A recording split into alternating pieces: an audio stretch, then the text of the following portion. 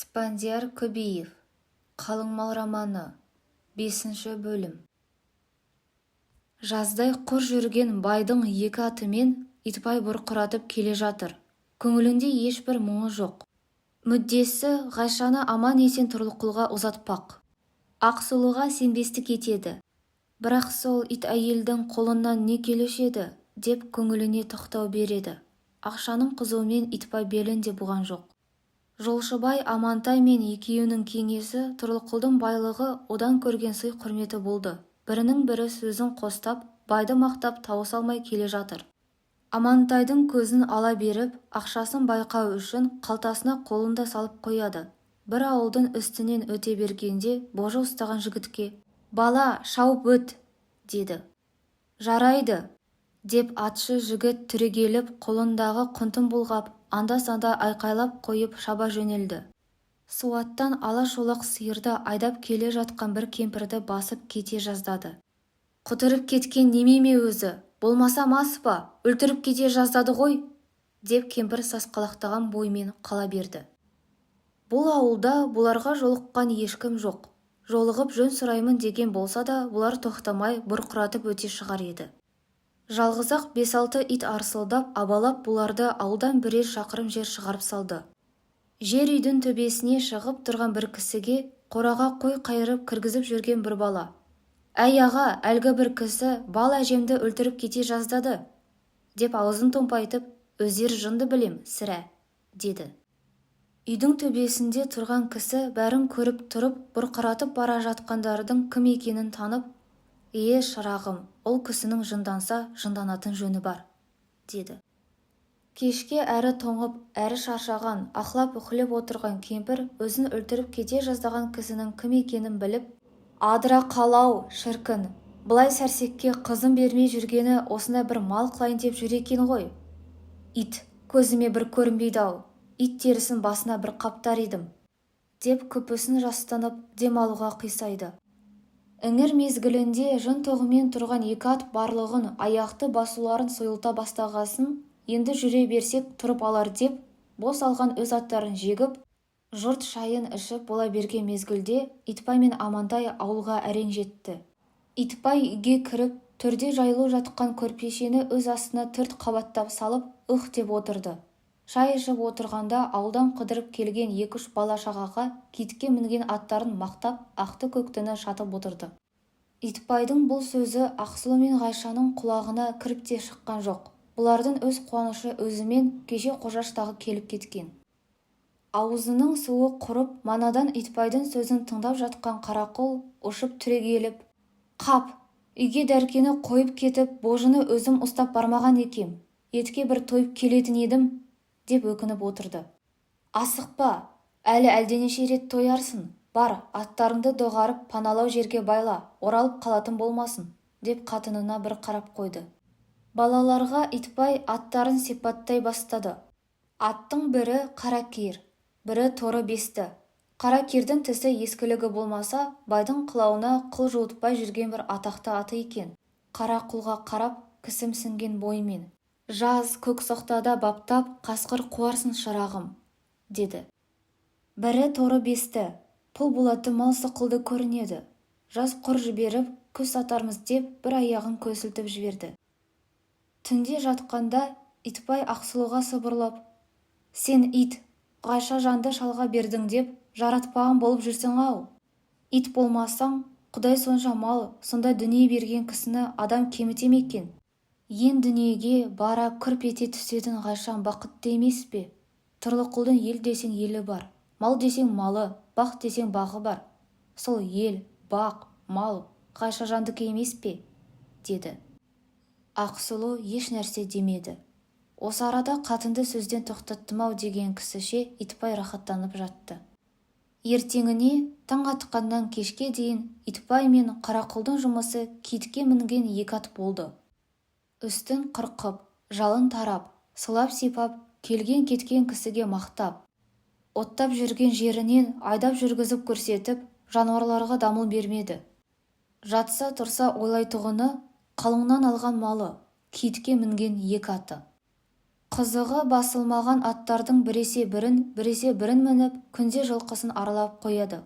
Жылқыға барған сайын буаз биелерін 2-3 қайтара санап қояды. Кешке үйіне келіп қатынына: «Өзіміздің торы жорға бие буаз болса, жаз 12 бие сауады екенбіз. Ақ күбеге қымыз сыймайды ғой. Ыдыстың қымызы жақсы болушы еді, соғым терісінен ыдыс істейсің бе, болмаса Тұрлықұлдікінен бір саба алдырамыз ба?» деп Ақсұлудың мазасын ала берді.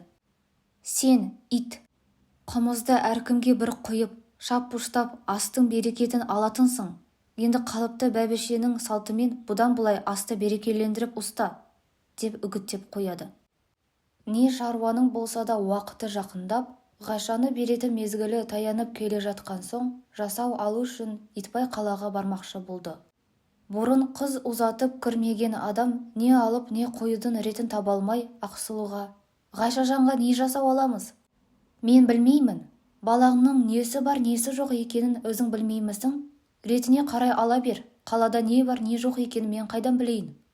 деп Ақсұлу жаратпаған адамның қалпын көрсетті. Қатынынан жөнді сөзге жармаған соң, Қарақұлды жіберіп Серғазыны шақырып алды. Серғазы келгесін: «Мына менімен бірге қалаға жүрсең қайтеді? Ғайшажанға жасау алайық», деді. Серғазы: «Менің жұмысым бар еді, қалаға бара алмаймын». «Азғандай ақшаны жұмсап келе алмайсың ба? Ешкімді ертпей-ақ өзің барсаңшы», деді. Сонда да не аламын не қоямын деп мазалай бергеннен соң Серғазы: «Сен ішік, кілем алмайсың, бөтен жасаудың да Тұрлықұлға керегі жоқ. Ғайшаға киім, төсек орын, қол сандық, сабын, айна тарақ сықылды нәрсе аларсың. Мен енді шаруама барайын», деп орнынан тұра бастады. Ғайша мұңайып бұрышта теріс қарап отыр еді, Серғазы соған шыдай алмады. «Итбай, отыр, ас ішіп кет Серғазы», деген болды. «Жоқ, алда разы болсын, үйде кісі бар еді», деп Серғазы үйден шығысымен Итбай: «Тартып отыр, сен итті асқа қаратып қайтейін», деп жан-жағына қарады. Қарақұлға: «Абзал, шананы даярлап қоярсың», деп жатып қалды. Итбай үйде жоқта Ғайша ылғи апасының қойнына жатушы еді. Ағасы қалаға кеткесін бір күні төсекте жатып: «Апа, осы ағам жеңгелейіп кетіпті-ау», деді. «Тәңір алғырдың сені сатып алған малын көтер алмай жүргені ғой. Біздің не ойлап жүргенімізді қайдан білсін?» «Апа, осы ағам мені жақсы көрем деуші еді, онысы бекер екен-ау. Сені жақсы көргенмен де, бай мен малды сенен де артығырақ көргені ғой.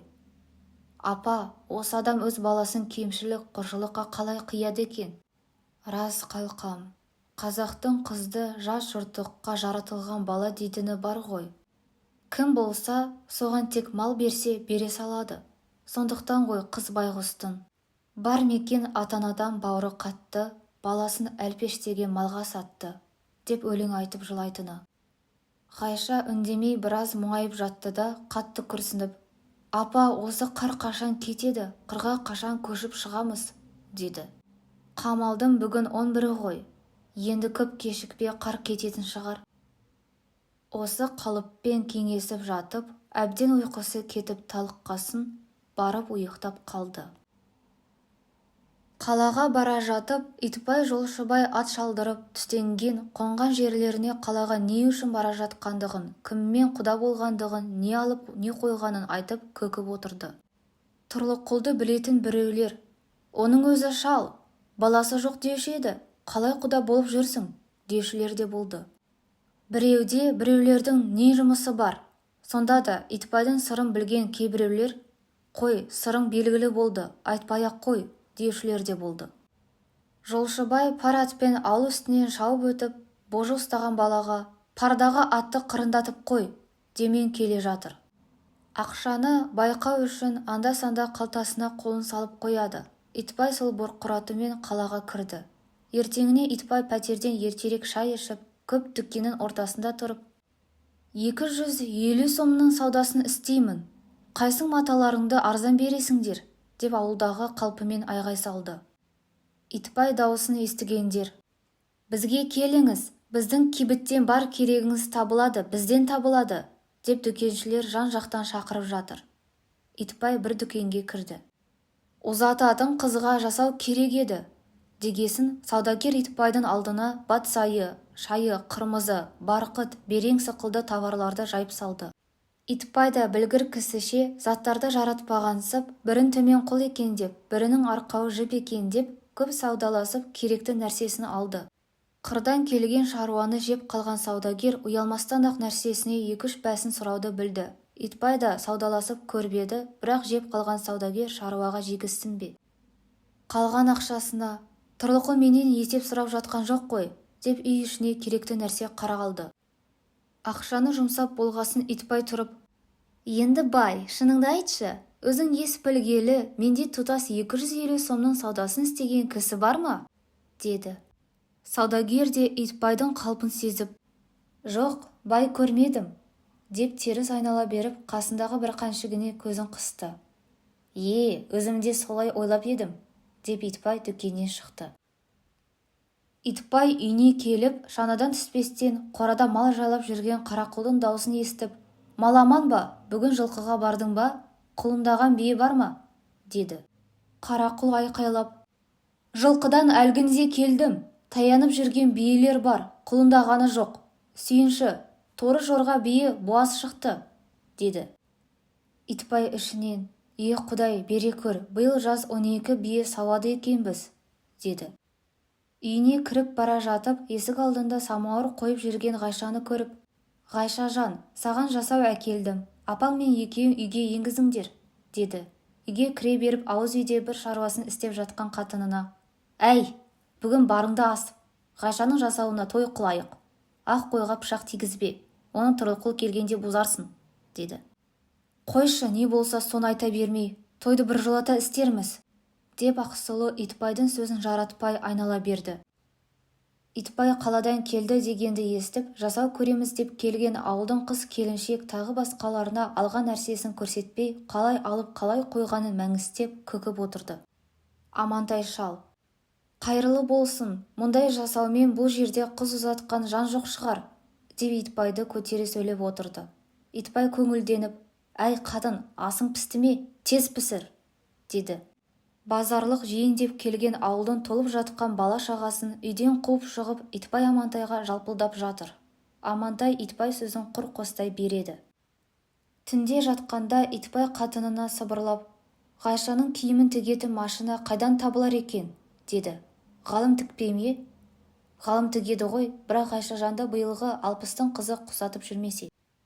Қойшы, не болса соны айта бермей, деп Ақсұлу жаратпаған тәрізденіп теріс қарап жатты. Онда ертең Қарақұлды жіберіп шақыртып алармыздағы, деп Итбай бәбішесін өзіне қарай тартты. Ағасының жасау әкеліп, киім тігетін машинаны іздеп дайырлана бастағаны Ғайшаға батады, бірақ амал не? Бұдан бұлай қарай көңіліне әртүрлі ой түсіп, түннің көбін ұйықтамай өткізетін болды. Көңілінде Қожашпен кетпеймін деген ешбір ой жоқ. Ағасы қаладан келердің алдында Қожаш 2 келіп қонып кеткен. Бір күні Серғазыныкіне, бір күні Жұмаштыкіне. Қожаш қайтарда, елге көшердің алдында бір келіп кетермін, деген. Байғұстың ойының көбі, қашан қар кетіп, қашан көк шығып, қашан ел жайлауға көшер екен, демен болды. Мінекей, қар кетіп жатыр, күн жылынды, көк шыға бастады. Адамзат, жан-жануарларда көңілді емес бір жан жоқ. Қыс жеңіл болып, қар кетіп, бір малы 2 болып, сиыр бұзаулап, бие құлындай бастағанына шаруа да көңілді. Күн жылынып кеңігеніне мақұлықтар да көңілді. Мекеніне келіп жайланғанына құстар да көңілді. Ауылдан шақырымдай жердегі көлде қас қаңқылдап, шағала шаңқылдап, үйрек барылдап жатыр. Аққудың сұңқылдаған дауысы естіледі. Есіл бойында бұталарды паналап сайраған сандығаштың дауысы қайғылы көңілді жұбатқандай. Ертемен шырылдаған бозторғайдың дауысы ұйқылы ояу, киіз үйде жатқан шаруаны тербетіп оятқандай. Жаздың болғанына балалар да көңілді. Ауылдан 10 шақты, не одан артық болып шығып, бір шыбықты ат, бір шыбықты қамшы қып ойнап, бірін-бірі божылап жегіп, қара жерге аунап, әбден шаршап, ауылға бір жолата күн батқасын келеді. Итбай да көңілді. Қалыңнан алған биелері құлындап жатыр. Енесінің қасында шолтаңдап, ойнақтап секіріп жүрген құлындары. Сағынып көрген баласынан жаман айналайын құлыншағым деп қояды. Көңілді болмай қайтсын. Жас сауатын 12 бие. Азғана малы қыстан аман шықты. Ғайшаның киімі тігіліп болып, жасауы даяр. Ұзатуға елдің жайлауға шығуын күтіп отыр. Ештемені сезген тәрізді емес, көңілінде қауіп жоқ. Жаздың болып, уәделі уақыттың жақындағанына апасы мен Ғайша да көңілді. Жалғыз-ақ Қожаш қашан келер екен, депті қыршиды. Тұрлықұлды жесір дауымен алаңдатып, күз ылғи қара таяқ кедейлерден 100 шамалы орақты кең шалғынға саламыз деп, Бірке Жүніс әлкен де көңілді. Тіріні көңілдендіріп, ағаш шөпке ажар беріп тұрған аспандағы күннің көзіде бесікте жатып, ыржаңдап күлген баладай көңілді. Жер дүние жап-жасыл, әр түрлі мәнері бар кілем жапқан сықылды, қызыл қызғалдақ, көк жасыл, сарыгүл жапырақтар шығып желкілдеп тұр. Қыстау төңірегіндегі жазғы тұрғы шаруасын бітірген соң, елдің алды бие байлап, арты байламай жайлауға көше бастады. Жамантай ауырып, науқасы қатты болғандықтан, Амантай ауылы әлі жайлауға көше алмай отыр. Итбай тықыршып: «Маса шабынға жем болып отырамыз ба? Әр түрлі шаруамыз бар ғой, бие де байлаған жоқпыз. Науқасы қайтушы еді? Теңге салып алсақ та көшу керек», деп Амантай серғазыларға ақылдасып еді. Жамантайдың науқасының түрі жаман болғандықтан олар ырық бере қоймады. Итбай бір жерде отыра алмай, үйге кіріп, бір шығып, біресе Жамантайдың көңілін сұрап, үйден шыға беріп, «Ит, өзі өлетін болса өлмеді-ау», деп біресе жылқысын аралап жүрді. Құлындамаған 2-3 биесін айналдырып, қашан құлындар екен деп өзімен өзі кеңесіп, тағы үйіне барып, екі арада сенделіп жүре беретін болды. Ауыл көшпей тұрып, Тұрлықұлдың үйінің амандығын біліп келсең қайтеді деп Қарақұлды жібермекші болды. «Бар да, бір қонып қайт. Байға менен сәлем айт. Біз даярланып болдық те, Құлы көлге көшіп барған соң хабар өзімізден болар. Оның бер жағында бай келем десе, келіп қайтсын де. Бір сыпырадан хабар болмаған соң ағам әдейі жіберіп еді дегейсін», деп қайта-қайта тапсырып жіберді. Қар кетіп, жер аяғы босағасынақ Қожаштікі 8 жыл отырған нағашы жұртымен ренжіспей өз еліне көшті.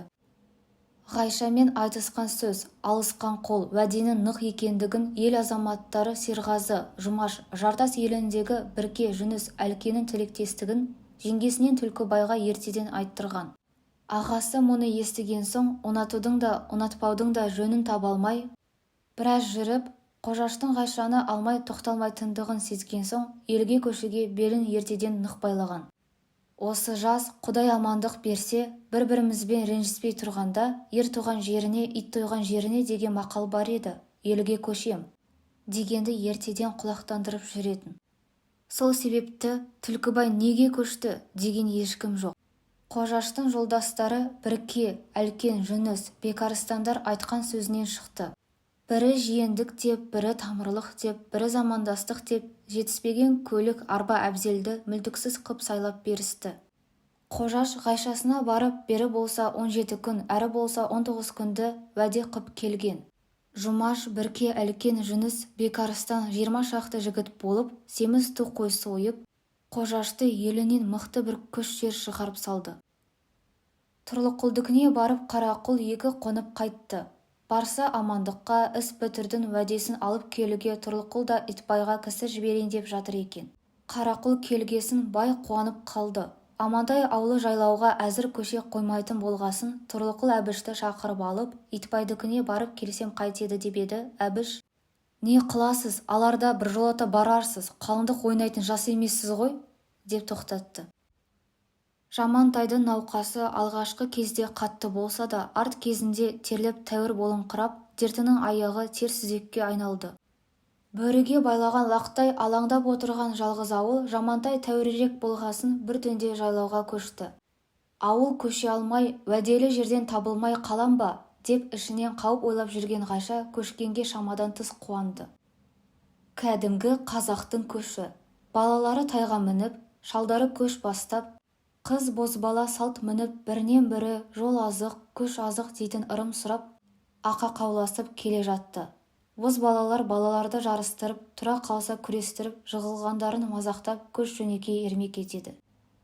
Құлы көлге келіп, Амантай аулы жылдағы орнына қонды. Ертеңіне жанталасып бие байлауға даярлана бастады. Ыңғайлы балаларды ыңғайлы аттарына мінгізіп, айғыр үйірлерін желінің басына қарай қайырмалады. Топтанған кісіні көрген соң көкке тойып есіріп тұрған жылқы желінің басына жуымайды. Құлынын ертіп қашқан биелерді қуып желіге тығып, айғай-ұйғай ұласты. Қашқын биеге бір жағынан итте қосарланады. Сорына қарай Итбайдың қалыңнан алған биелерінің үшеу-төртеуі жүген, құрық тимеген шу асау малдар екен. Соларды ұстап байлаудың өзі бір жұмыс болды.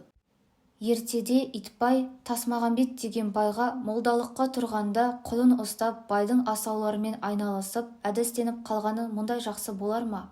Бие байлаған кезде күш көрсеткен де өзі болды. Бие байлауға деп асқан етті желі-желінің басына қыдырып жүріп ақсақалдар жеп жатыр.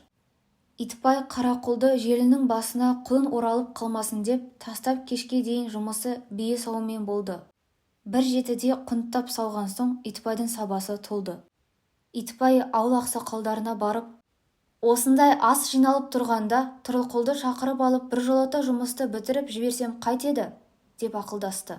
Серғазы тұрып, қымыздың алдын өзіміз ішпей жұмыс бітіреміз дегенің не? Жұмыс бітіруге тағы ас жиналмай ма? Қазақтың ырымын құртайын деп пе ең? Деп сөбелеп болмады. Ертең Итбай қымыз мұрындық бермекші болды. Серғазының бұлайша жанын салып сөбелеуі уәдесіне жетсе, Қожаш ертең кешке болмаса 3 күн өтіп, 4-ші күні келмек еді. Бір күн, жарым күн болса да кешіккенге апасы мен Ғайша қуанып қалды. Қожаш аман есен, туып өскен еліне көшіп келді. Ағайын туғандары қарсы алып, Жүсіптікі көшіп келіпті дегенді естігендер келіп, амандасып жалпылдап қуанысып жатыр.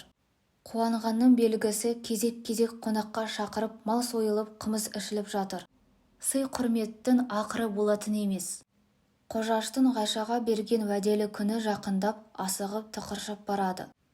Сол ауылда үлкен жесір дауы болып, Жүсіптікі көшіп келер қарсаңда би-болыстар 2-3 күннен опыр-топыр қып жатыр еді.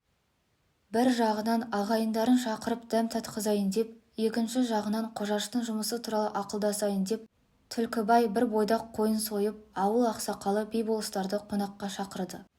Бұларға ақылдаспай істеуге Түлкібай мен Қожаштың шамасы бар ма? Бұлардың күн бұрын аузына алып қоймаса, ертең 2 талай жерде Тұрлықұлға Қожаштың есігін түріп қойып шауып бермей ме? Кісілер келіп, ет жеп болғасын, Қожаштың бір ағайыны қымыз әкеліп, жұрт қымыз ішуге айналды. Түлкібай отырып, бастан аяқ Қожаштың талабы туралы әңгіме бастады. Есіл елінің де тап тұйнақтай емес екендігін, Серғазы, Бірке, Жүніс әлген сықылды жігіт ағаларының уәдесін, осы іске кіріскендігін де айтып өтті. Отырған би-болыстар, ақсақалдар, жесір дауы оңай емес екендігін, Тұрлықұлдың да осал жау емес екендігін айтып, дағдарысқандай болып біраз отырды. Бұлардың неге дағдарғандай қалпын сезген соң, Түлкібай Алшаң деген ақсақалды оңаша шығарып алып, көңілін тапты. Түлкібаймен әңгімесі біткеннен кейін Алшаң ақсақал үйге келіп отырып, біраздан соң сөз бастады. Өткен кеткенді тере келсек, өзімнің осы жасымның ішінде есіл еліне бізден кеткен жесір, барымта, сырымтақ, сықылды мал аз емес. Талай мал беріп, алайын деп отырған жесіріміз кетіп, жөнді мал да ала алмаған күндеріміз болған. Сендер білмейтін шығарсыңдар. Бізбен 5 жыл дауласып, баяғыда көк атызын салпауы деген 2 ел түйісіп жайлайтын жайылымымызды да алған болатын. Сонда мен бала жігіт едім. Көкшетаудың қызбасына келе жатып, осы айтып отырған Тұрлықұл біздің Қойбағардікіне түседі. Жөнді қонақасы бермедің деп, еліне барғасын бір атын барымталап ұстатып алған болатын. Осы сықылды бізден кеткен аз емес. Ондай кек әперетін бала табылса, ыстығына күйемін, суығына тоңамын, ат жарамаған жерде қаламын.